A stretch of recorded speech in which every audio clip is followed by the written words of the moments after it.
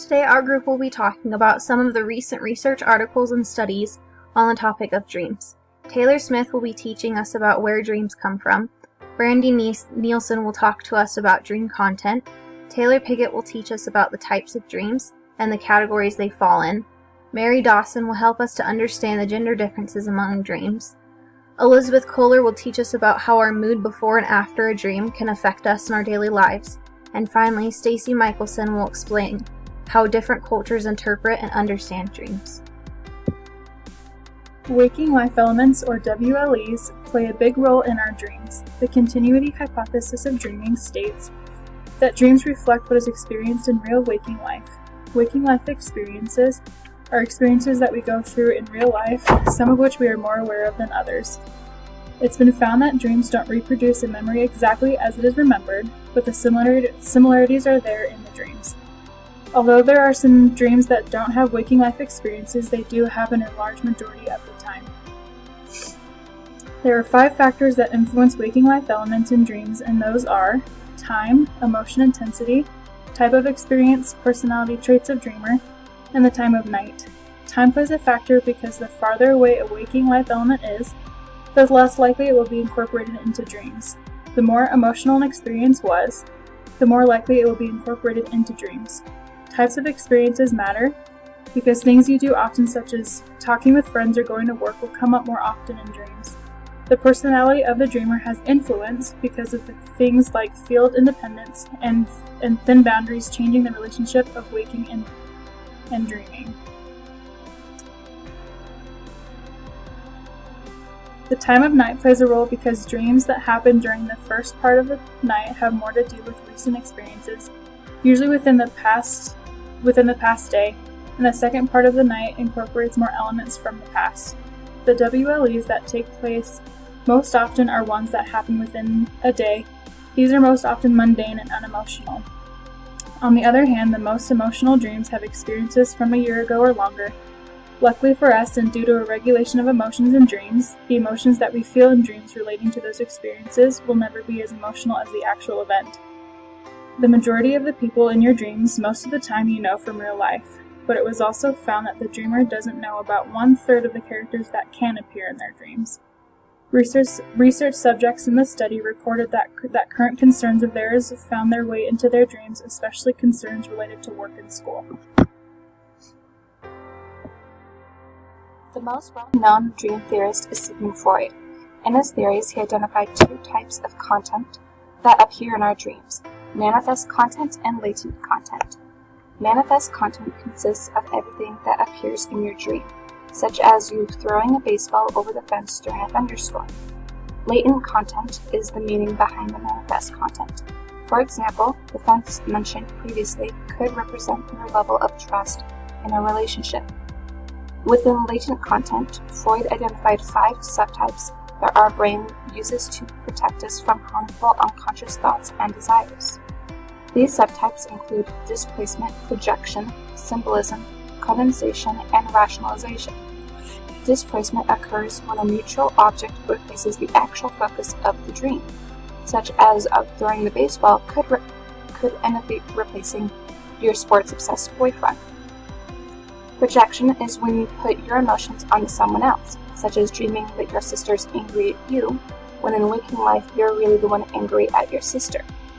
Symbolism presents one of your quote-unquote harmful desires through a neutral act, such as high-fiving your crush when you actually want to kiss them.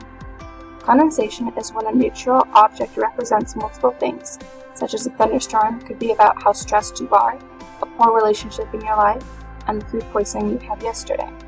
And finally, rationalization is taking everything that appears in your dream and making it a linear and cohesive story. In a recent article by Kroner, Borowik, Hansen, Borowik, Shretl, and Steele, they found that individuals who tend to repress negative emotions, those experiences tend to appear in the dreams through latent and manifest content. Long before Freud labeled these various types of dream content, society has been trying to understand what each object in manifest content is related to which latent content meeting. However, there has never been an agreed upon, scientifically verified meaning for each object. Freud states that to understand the meaning of each manifest content, you need to understand the individual and what those objects mean to them in waking life. It is up to the individual to look at what they dream about and what it may be telling them about their unconscious and or waking life. 4 types of REM sleep. NREM Stage 1, NREM Stage 2, NREM, and REM sleep. Dreams occur in REM sleep. REM dreams tend to have a lot of emotion, great vividness, a plot, high quality, and are generally easy to recall with great clarity. There are 3 known types of dream categories.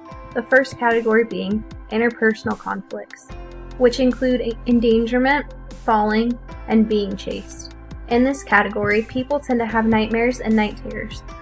Common nightmares are caused by many factors, such as unpleasant circumstances in life, daily stresses, or traumatic experiences. Common themes are being abused, falling, or reliving an adverse event. Night terrors are most likely to occur in Stage 4 or REM sleep and are characterized by a sudden awakening, terror-stricken reactions, and disorientation that can last several minutes. Night terrors are rarely recollected. The second category being libidinal motivations, including flying, sexual experiences, gaining money, and food.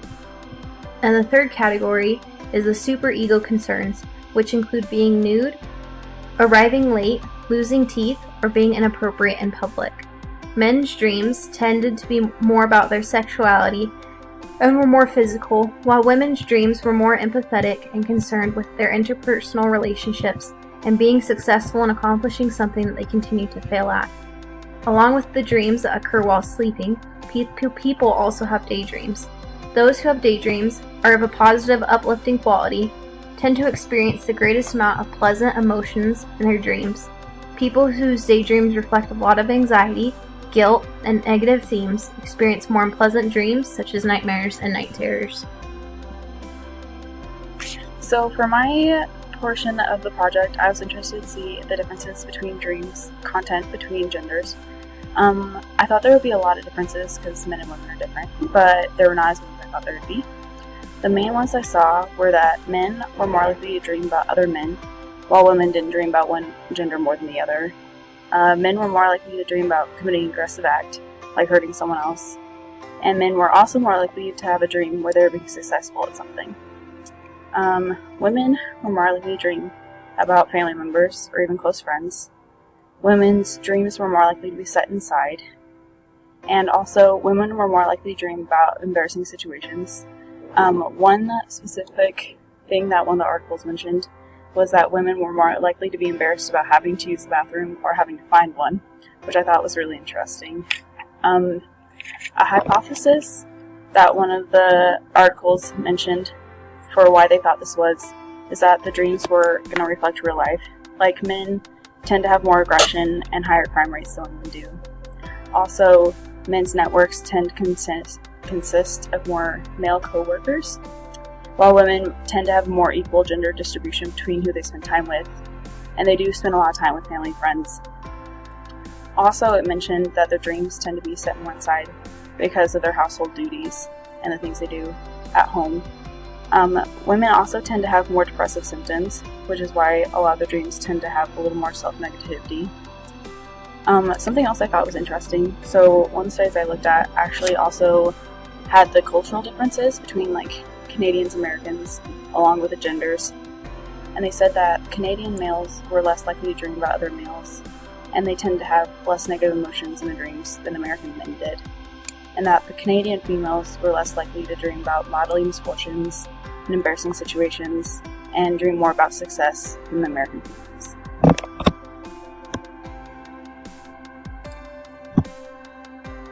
A mood before and after a dream can tell you what type of dream you've just experienced. Dreams have the ability to be emotionally impactful. Impactful dreams are those dreams that stick with you even after you wake up. They are also seen as a dream that has influenced your emotions and thoughts in life.